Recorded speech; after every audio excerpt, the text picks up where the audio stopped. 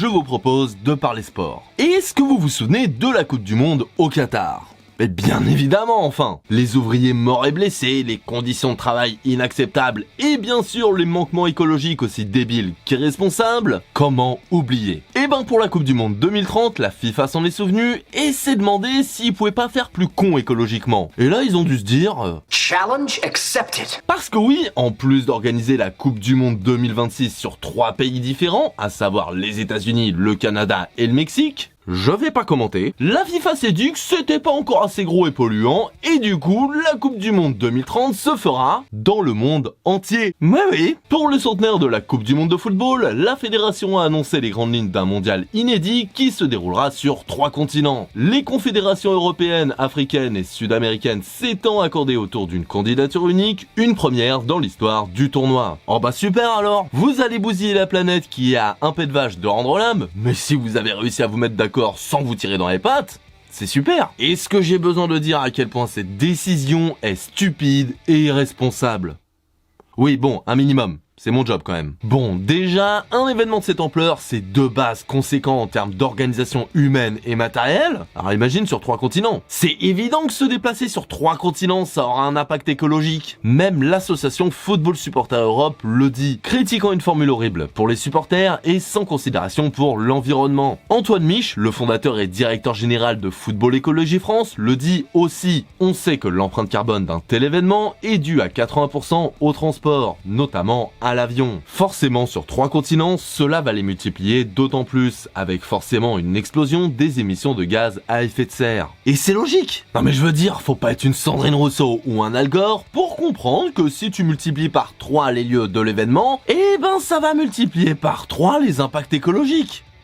C'est logique. C'est clairement une décision politique. Ce n'est ni sportif, ni écologique. Pour citer Aurélien François, enseignant-chercheur à l'université de Lyon, c'est une victoire de la politique et de l'économie face à des questions sociétales qui, encore une fois malheureusement, sont reléguées au second plan. C'est une décision afin de ne pas froisser les candidats en lice. La coordination est bien d'un point de vue économique pour faire supporter la charge sur plusieurs pays. Le problème, c'est que les émissions de gaz à effet de serre n'ont pas de frontières. Et c'est exactement ça. Comme d'habitude, les profits, l'économie et le confort du présent priment sur l'écologie et le futur. Mais comme d'hab, ça va quand même être à nous qu'on va demander de couper le wifi pour sauver la planète. Vous connaissez la musique ? Pour continuer d'économiser l'énergie, la Coupe du Monde masculine de football de 2030 se déroulera simultanément sur 3 continents dans 6 pays. Comme le disent plusieurs experts, en tant que premier sport mondial, le football a un devoir d'exemplarité en la matière. Mais non seulement ils font rien, mais en plus, ils aggravent les choses. Pour reprendre les mots d'Antoine Mich, aujourd'hui, le football serait plus à l'opposé, avec un prisme qui est économique et qui ne prend pas assez en compte son avenir.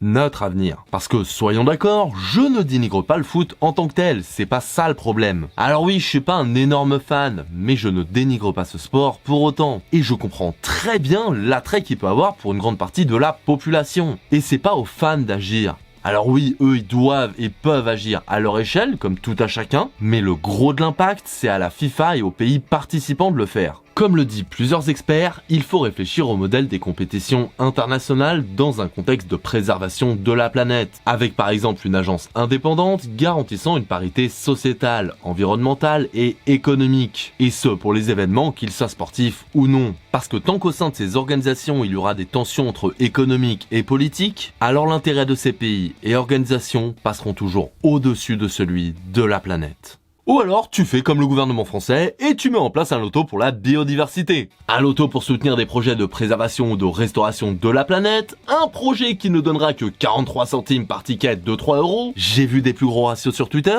Un projet que le Sénat a qualifié de greenwashing du jeu, un projet dont l'autorité nationale des jeux avait émis un avis défavorable à sa création. Donc littéralement le projet pue depuis le début. Un projet dont la présidence de la commission des finances du Sénat avait exprimé des réserves quant à l'idée d'attirer les jeunes vers des jeux addictifs en utilisant des thématiques telles que la biodiversité et le développement durable. Ce qui est quand même, quand on y pense, un move de méga bâtard, utiliser la sensibilité à l'écologie des jeunes pour les faire jouer à des jeux d'argent. L'addiction aux jeux qui en plus, je le rappelle, est selon l'autorité nationale des jeux, un fléau qui touche au moins 34,8% des adolescents d'au moins 13 ans. Ouais, bizarrement, pas sûr que ça marche tout ça.